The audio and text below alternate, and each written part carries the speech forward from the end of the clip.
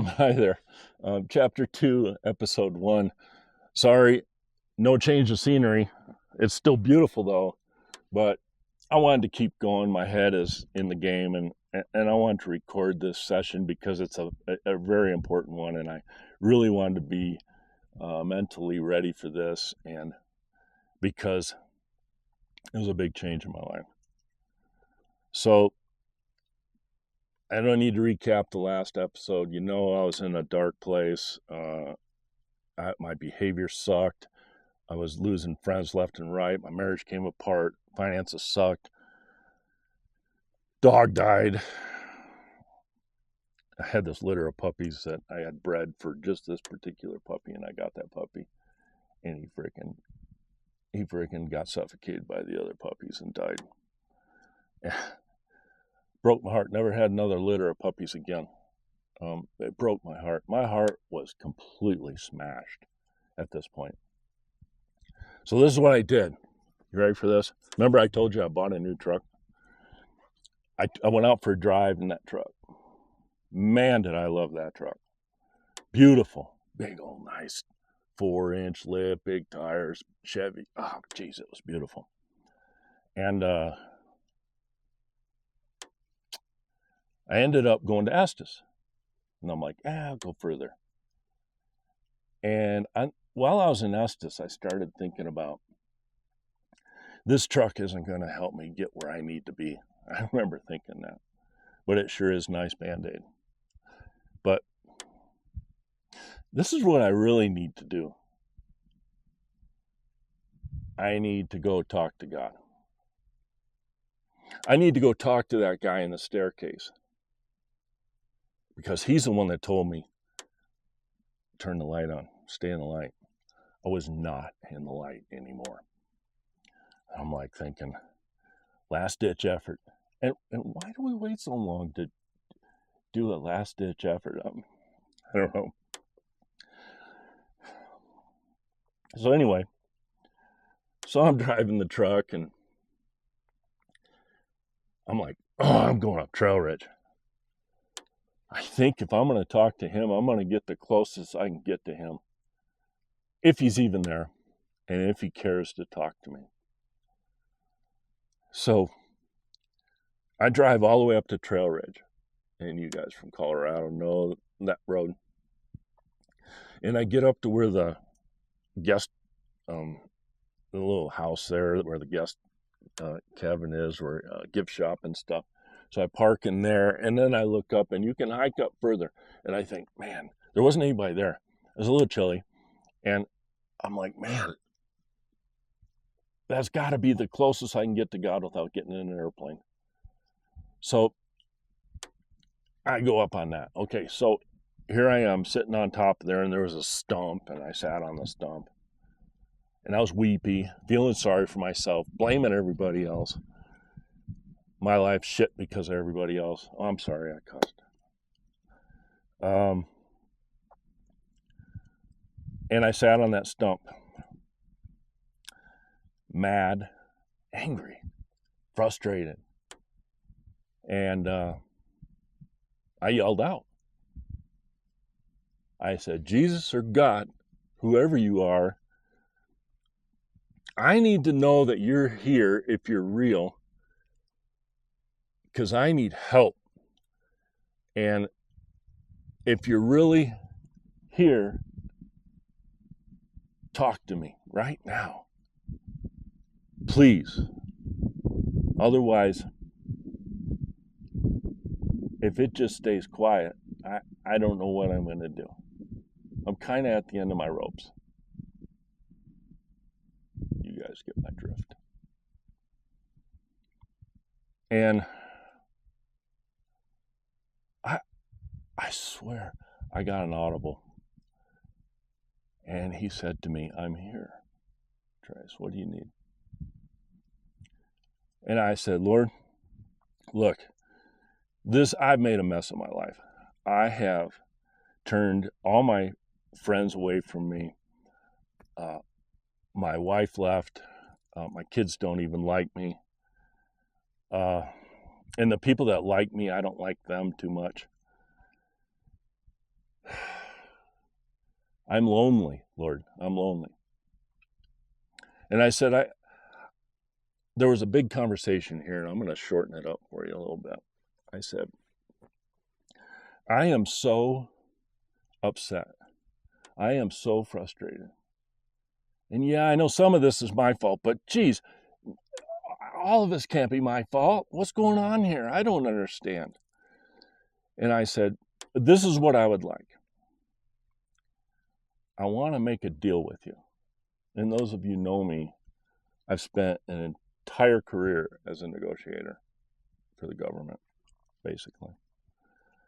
So I negotiated everything. So here I was up there negotiating with Jesus.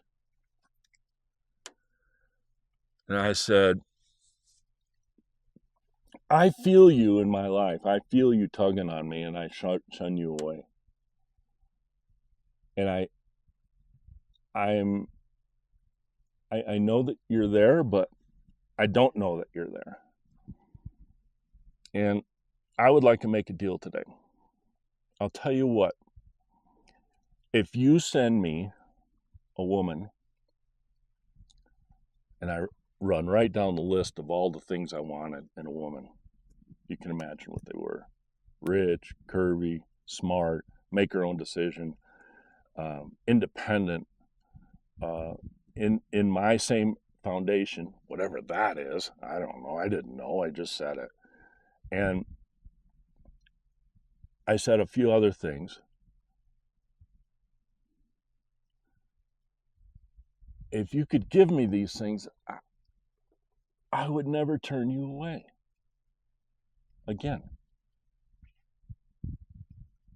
Everything was silent for a minute, and I stayed silent. He said, is that all you want? I said, yes. And he said to me, let's go to work. I'm like,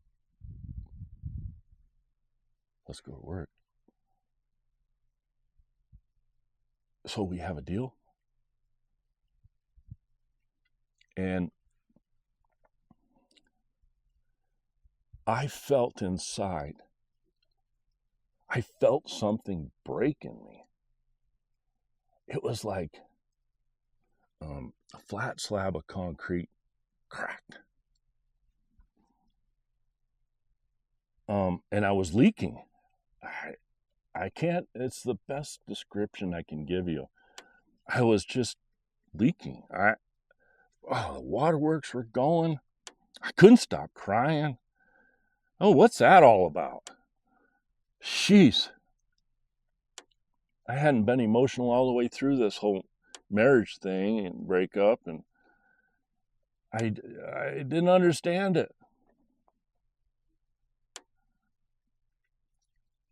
Somebody once told me that when you get in a situation like that when your heart melts, it leaks out your eyes. Boy, if that ain't the case. But that was a 2-hour deal up on top of the mountain. It wasn't, I've done it 8 minutes. It's not 8 minutes, but some of that is just for me. But I wanted to let you know that I took it down to almost no options left before I did this. And you don't have to do that. Don't do it the way I did it. Do it your way. But I cried all the way down that mountain, drove the truck. I got home. I swear I was teary-eyed for 2 weeks. And I couldn't stop. And I hear the Lord talking to me, saying things to me. And I'm like, wait. I was hearing a great deal. And I was like, wait, I can't do all this. And then he would say, but you said you wouldn't turn me away. So I had to step it up because he was already there waiting for me. I needed to show up. And I did. And it wasn't easy. It wasn't easy. So time went on. I don't know, Dana and I were apart maybe 2 years, something like that. And I was concentrating on just being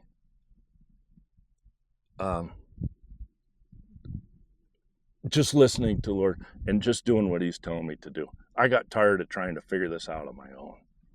I didn't want to do that anymore. I put that to bed, and here we go. We're doing it his way, which didn't make me feel very comfortable, by the way. So about, I don't know, 3 months into that, I was living in an apartment, secretly coming up with a plan to move to Juneau, Alaska. And I didn't know what to do with the kids. We had 2 kids, older boy, younger girl. And they were at a vulnerable age, and I didn't know what to do with them. And I was trying to figure out how I was going to work it out with Dana and what we were going to do with the kids. And if I did move up there. So we had sold the house. I had a rental house, and we were living in the house. I sold everything, and Dana and I, we were completely apart financially and stuff. So I'm trying to figure this out. I'm going to work, being the best version I can be of myself. And one night, Dana comes to the apartment, knocked on the door, and I hadn't seen her alone in a long time. And I was worried because she didn't have the kids with her. And we had discussed that anytime one of us needed a babysitter, we'd get a hold of the other one and work it out that way. And that would work great. She says, "Oh, don't worry about the kids. They're at my folks. I just have a question for you." And I'm like, "What's that?" She says, "Can I come in?" I said, "Sure." And some small talk took place, and then she says to me, "I just want you to know something. I gave my life to Christ 6 months ago." And my head just dropped. I'm like, "Really?" And she said, "Yeah." And she told me her story. And I said, I committed to the Lord 2 months ago. So he was working with both of us in separate ways, in separate lives. And she said to me, "He has instructed me to come talk to you to see if there's a way that we could work out." And I'm like, "No." The first thing that came out of my mouth was no. And I didn't want to do that. And I said, I can't think about that. No, we all we did was fight. And when I started coming up with all these excuses, and I did say, "Well, I'll tell you what, I'll pray about it." And that was my answer to her that night. And she took off, and a few other things were said. And man alive, I couldn't believe it. She was a non-believer before, and now she's a believer, and Christ is directing her. I'm like, oh, it's the only thing that she could have said that I would have even considered. And I didn't even get through my night's sleep, and he woke me up talking about it with me. He said, "Son, I want you to do this, and I want you to do it my way. I want you to learn how to do it my way. And I want you to become the man that I created you to be. And this is who I created you to be with." And I didn't want to do it. And I know she didn't want to do it. Next day I called her and said, "Let's give it a try. And are you going to church?" And she said, "Yeah." And I said, "I am too." And of course we couldn't even agree with what church we would go to. And so we went to hers and went to mine, went to hers, went to mine. And that's all we did. We met on Sundays. I said, "I don't want to give the kids any false hope or anything." 4 months later, we bought a house together out in the country, and we gave it a whirl. And in that relatively short period of time, in the months after I was up on Trail Ridge, my marriage had reconciled. The first mail we got at the new house out in the country, first mail, was the court papers.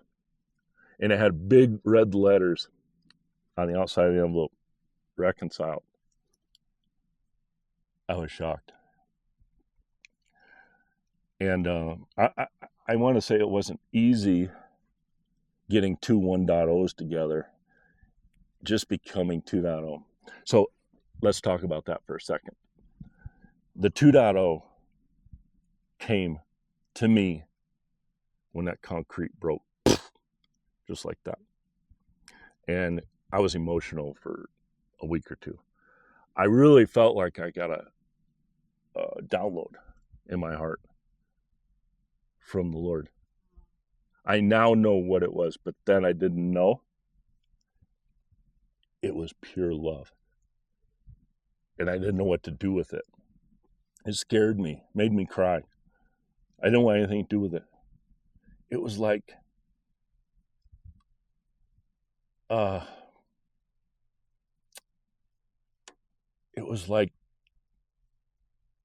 you've been drinking a lot of beer or whatever, and it was like you reach for a glass and you think it's a beer and you drink it and it's water. It's the cleanest water you ever had. And it's refreshing. Man, is it bitter at first.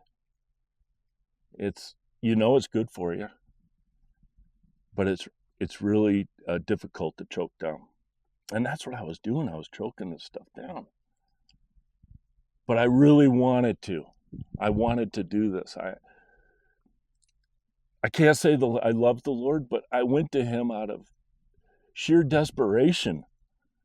I was running out of options. And so we gave it a whirl. And like I said, it wasn't easy, but all of a sudden, I started learning what deliverance was. Oh my gosh. I have a list of things that I want to talk to you about being delivered from and how that happened. But this is how I got my 2.0, this experience. It was very emotional for me. And I'm sure I've left some stuff out of it, but oh my gosh, what a beautiful thing. By the way, Dana has her own story in this, and it's a beautiful story. But we've been married, that was 25 years ago. We've been married 45 years with a couple year hiatus, but the second marriage that we've had has been, of course, the best. Difficult, but the best. We've learned communication, we've learned this, we've learned that, and we're both being the person that Christ created us to be. And I'm going to take you down that journey for me. I didn't know. I didn't know how he created me to be. But now that I started a relationship with him and I made a deal with him, and let me tell you something, I never turned him away after that. Anytime he taps on my shoulder, I'm right there. I stand at attention and I say, Lord, what can I do for you? What can I do? And he has me do the darndest things sometimes, but that's down the road. I want to talk to you about all these different episodes in 2.0. You're going to start seeing a transformation in a man that maybe, even if you knew me, I had somebody tell me the other day, oh, that must have happened in the late 90s because I knew you and all of a sudden you changed. And I said, yes, that's when it happened. But I didn't know that he knew that that's what had happened to me. So for you, that's this story. And I'll continue on, but I ran long on this one too. Doggone it, I'm sorry. Stay tuned for Chapter 2, Episode 2. Talk to you guys later. Bye-bye.